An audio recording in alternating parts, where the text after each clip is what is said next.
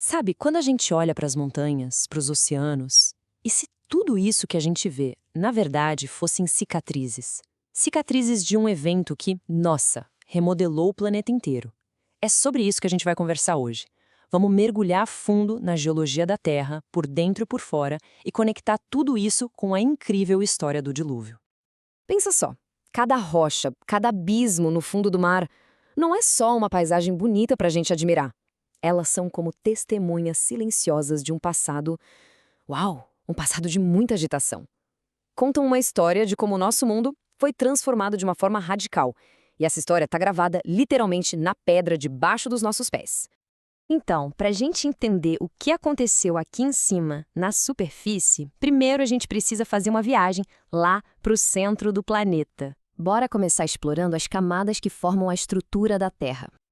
Ok, nossa primeira parada, a crosta. É aqui onde a gente vive, né? É basicamente a casca rochosa e externa da Terra. Para nós, parece uma coisa gigantesca, mas se a gente pensar no planeta como um todo, ela não dá nem 1% da massa total da Terra. É como se fosse uma casquinha de ovo, bem fina e bem frágil. E essa crosta não é toda igual, não.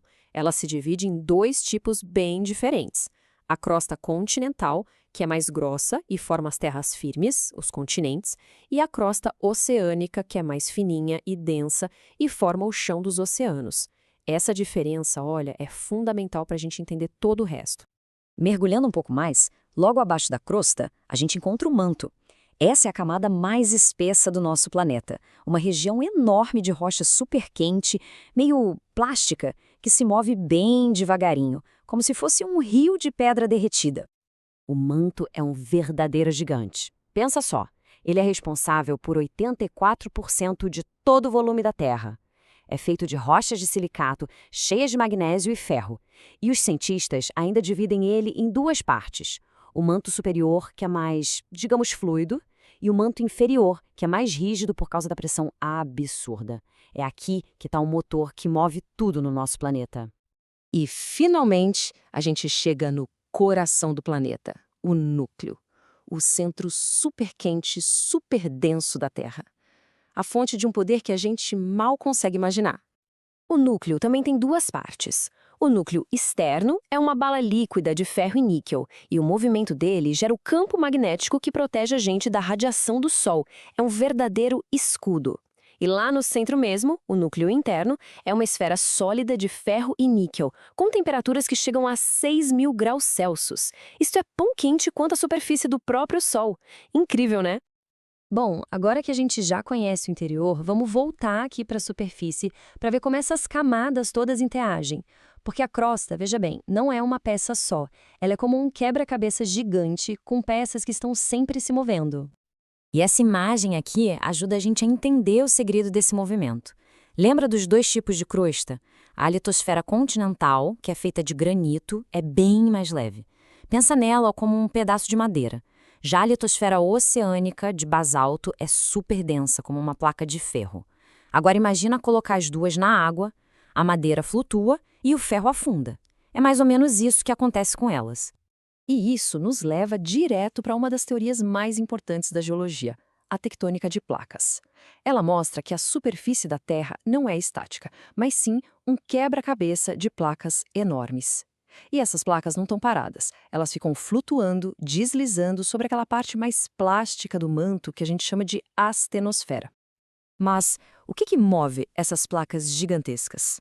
A resposta está lá no manto, são as correntes de convecção. É como uma panela com água fervendo, sabe? O material quente lá de baixo sobe, esfria quando chega perto da superfície e aí, mais pesado, ele desce de novo. Esse movimento circular, lento mas super poderoso, vai arrastando as placas tectônicas junto com ele. E nas bordas, essas placas interagem de três formas principais. Nos limites divergentes, elas se afastam e o magma sobe para criar uma nova crosta. Nos limites convergentes, elas batem de frente. Uma pode mergulhar por baixo da outra, ou as duas podem se amassar para cima formando montanhas gigantes.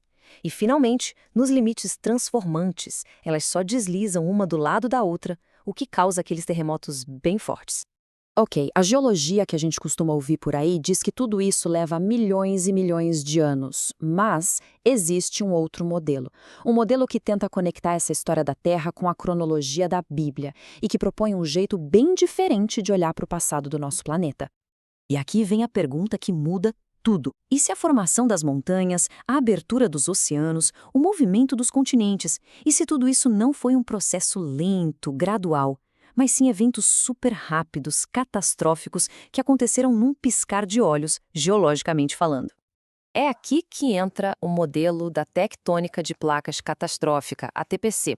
Ela foi proposta pelo geofísico Dr. John Baumgardner, que usou simulações de supercomputadores para mostrar que, talvez, a maior parte da atividade tectônica que formou o mundo que a gente conhece hoje não aconteceu ao longo de eras, mas sim de forma avassaladora durante o dilúvio de Gênesis. Segundo a TPC, antes do dilúvio existia um único supercontinente, algo parecido com o que conhecemos como Pangeia. E o começo do dilúvio teria sido marcado justamente pela quebra, pela fragmentação catastrófica desse supercontinente, o que deu início a uma série de eventos geológicos numa escala que a gente nem consegue imaginar direito. Essa parte da nossa análise nos leva direto para o relato de Gênesis. Vamos ver agora qual o mecanismo que essa teoria propõe para explicar aquelas palavras "romperam-se todas as fontes do grande abismo". Esse versículo é a peça-chave. Ele descreve duas coisas acontecendo ao mesmo tempo: fontes de água vindo de baixo e água vindo de cima. E o modelo da TPC oferece uma explicação de como um único evento geológico poderia ter causado as duas coisas. Vamos entender esse processo passo a passo. Primeiro, teria acontecido uma ruptura na crosta oceânica que existia antes do dilúvio. Depois, a placa oceânica, que é mais densa, começou a afundar no manto, num processo que o modelo chama de subducção em fuga. Basicamente, o pralor teria enfraquecido as rochas do manto, fazendo as placas mergulharem a metros por segundo, uma velocidade alucinante. Nessas fendas que se abriram, o magma quente em contato com a água do oceano criou jatos supersônicos de vapor que lançaram uma quantidade absurda de água lá para cima na atmosfera. E, por fim, essa água toda voltou como uma chuva global, torrencial. Ou seja, as fontes do abismo teriam literalmente aberto as janelas dos céus. As consequências disso teriam sido apocalípticas. Terremotos com a magnitude que a gente nunca viu, megatsunamis varrendo os continentes que estavam se separando, e uma atividade vulcânica global, liberando rios de lava e cinzas que remodelaram completamente a face da Terra em questão de meses. Depois de uma catástrofe dessas, o mundo ficou completamente diferente. E as evidências, segundo essa teoria, não estão escondidas. Elas são as próprias montanhas, os vales, os oceanos que a gente vê hoje. São como as cicatrizes desse evento que transformou tudo. Olhem só para o Himalaia. Em vez de ser uma colisão lenta da Índia com a Ásia durante 50 milhões de anos, a TPC vê essa cordilheira como resultado de um choque rápido e violento, já nas fases finais do dilúvio. Uma cicatriz gigantesca de um impacto continental. E as dorsais meso-oceânicas? Aquela cordilheira submarina que dá a volta ao mundo? Elas seriam as cicatrizes de onde a crosta se partiu. Foi por ali que a rocha quente do manto subiu, empurrando os continentes e, mais importante, levantando todo o assoalho oceânico, o que forçou a água a inundar as terras. E as fossas oceânicas, como a Fossa das Marianas, os lugares mais profundos do planeta? Elas seriam como o cemitério da crosta de antes do dilúvio. Os locais exatos onde a antiga placa oceânica mergulhou de volta para o manto de forma catastrófica, sendo totalmente reciclada. Sobre essa perspectiva, a geologia da Terra não vai contra o relato bíblico. Pelo contrário, ela se torna uma das suas evidências mais fortes. A própria paisagem ao nosso redor, dos picos mais altos até as profundezas mais escuras do oceano, conta a história desse evento que mudou absolutamente tudo. Então, da próxima vez que a gente olhar para uma montanha, talvez a gente não veja só uma formação geológica. Talvez a gente veja um memorial, um testemunho em rocha de um julgamento global, mas também da promessa de um novo começo, preservado através da Arca.